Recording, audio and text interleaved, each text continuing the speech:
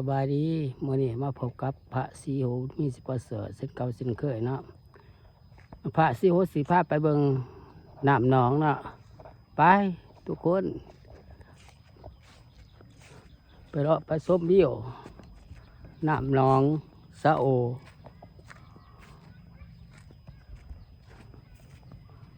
น้ำหนองสะโอเนาะน้ำหนองสะโอพระศรีโหอยู่พาไปส้มไปดูไปส้มน้ำหนองสะโอ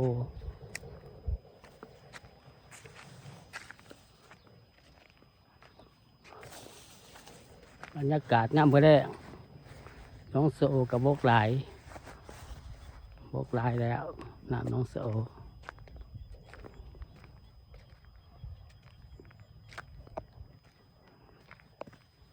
น้ำน้องสะโอ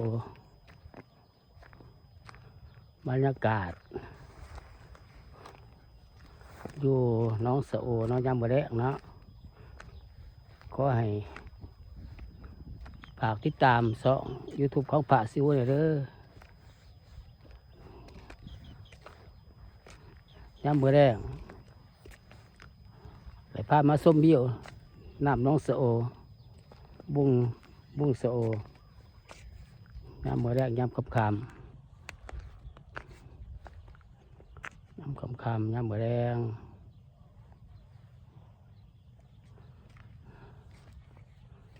ยามบ่แรงยามก่อยค่ำ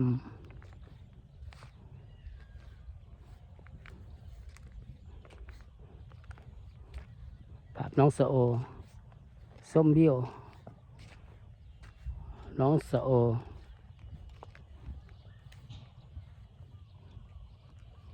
พามาดูมาส้มนะตอนแรกยามค่ำพามาส้มพามาดูมาส้มมันบ้างสงวนบ้านสงวนเพื่อนตัวนี้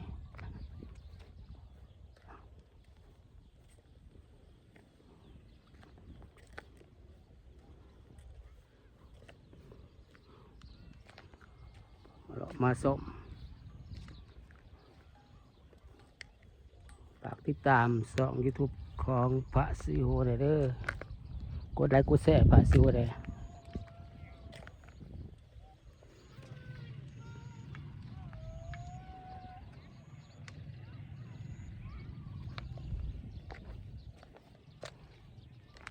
กดไลค์กดแชร์ให้พระศรีโหเด้พามาส้มเบี้ยวน้องสะโอยามมื้อแรง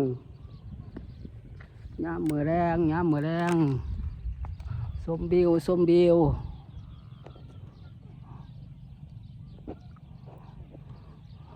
ภาพยามมื้อแรง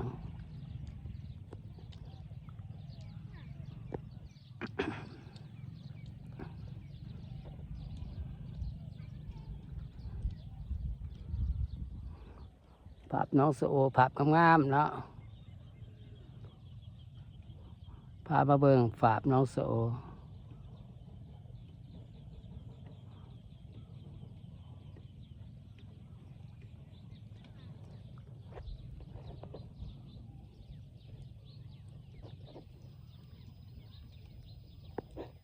บรรยากาศน้องสะโอยามมื้อแลง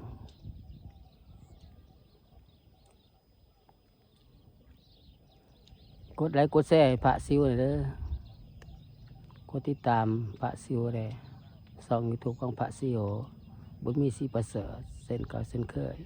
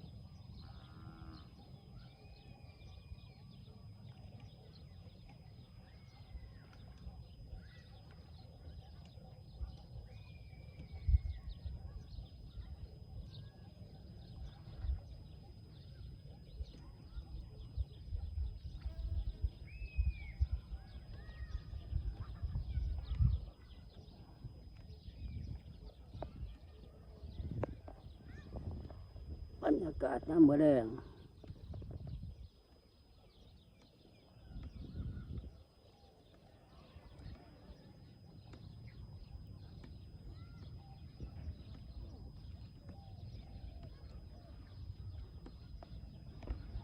อากาศน้ำมะแรงน้ำมะแรงน้ำคำบรรยากาศน้ำคำน้ำมะแรงเนาะ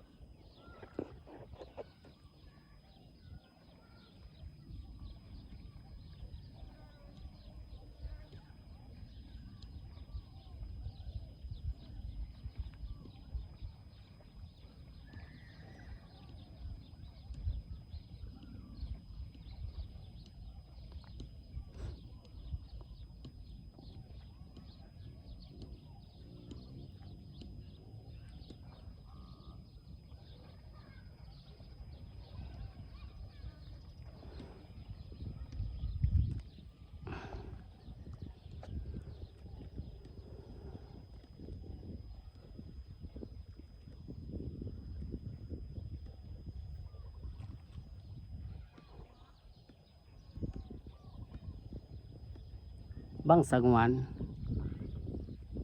อันนี้มันบอนบังสังวัน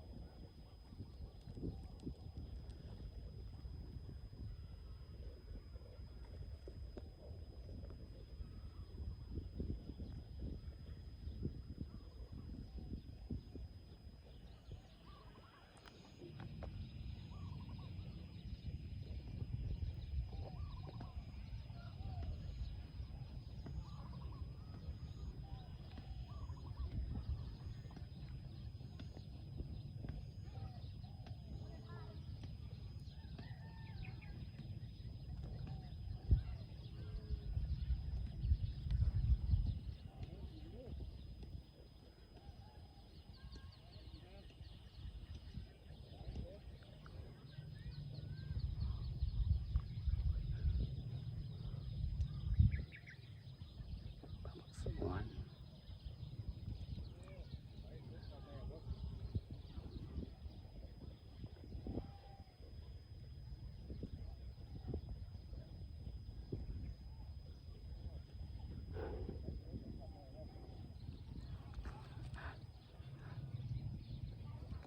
ลงมาอย่างลงมาอาบน้ำบ่มาอาบน้ำบ่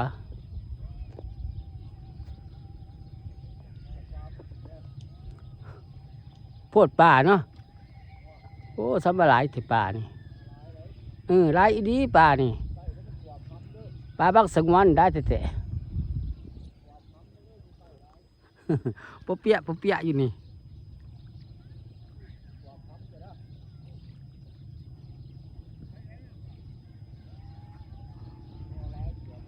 มันทักคู่น้องโซ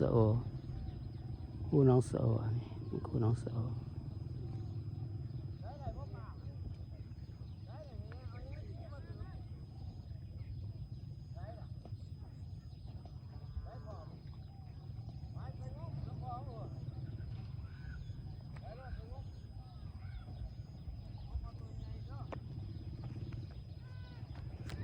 ภาพบรรยากาศน้ำมะแรงอยู่น้องโซเนาะขอให้กดติดตามพระซิวเลยเด้อ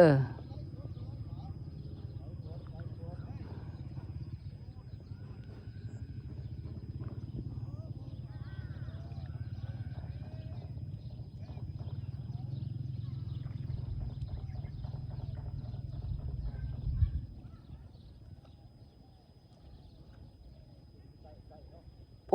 ดป่าป่าอีดออืมมันน้ำบกหลายติเพิ่นมาอยู่บ้าง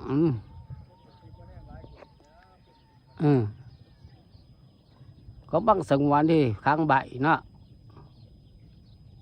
ปลาค้างใบ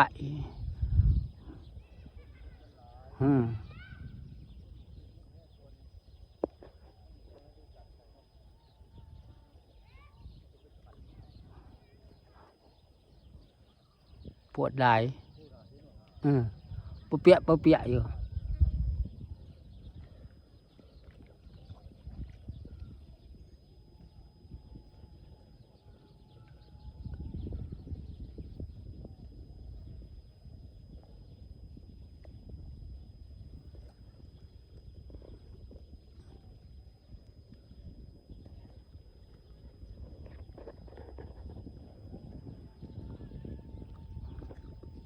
น้องเสือโอบังสังวนภาพย่ำมือแดง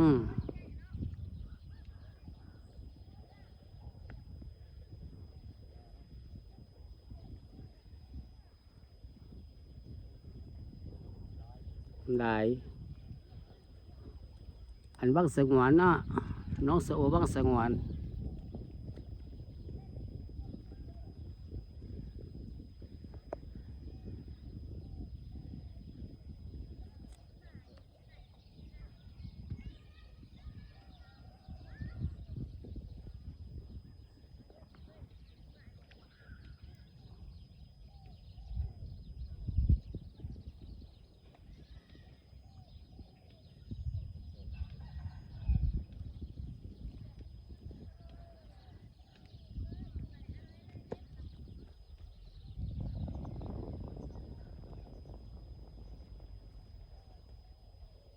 คลิปนี้กับพระสิวโคราชไปก่อนบ๊ายบาย